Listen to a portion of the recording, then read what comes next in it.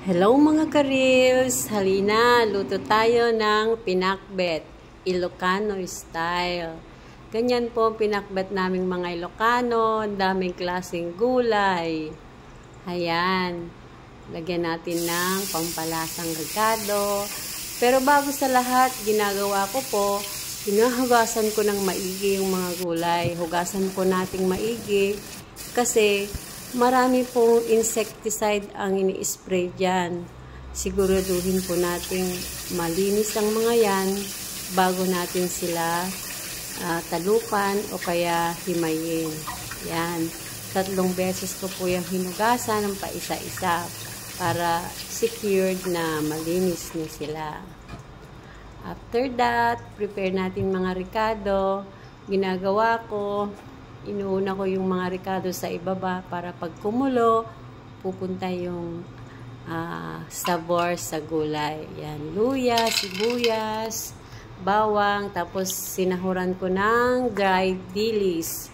Yan, inuuna ko po yung matitigas, yun po yung nasa ibaba kasi mas matagal silang maluto. Tapos, kung ano yung pinakamadaling maluto, yun ang nasa pinaka-ibabaw. After that, lalagyan ko po yan din ng kamatis. Yan, ang ganda ng kulay, di ba? Ganda. And then, saka ko siya lalagyan ng bagoong. May konting tubig lang. Mainit na yung nilagay ko para mas madaling kumulo. Yan, may konting magic sarap. Takpan natin at pakuluan. Yan.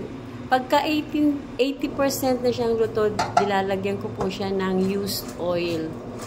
Tapos, babaliktarin mo siya, i-flip mo siya para hindi siya madurog. Yan.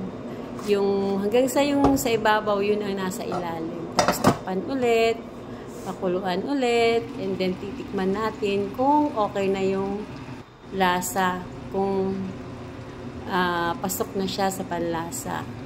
Ayan guys, luto na. Thank you for watching. Follow for more.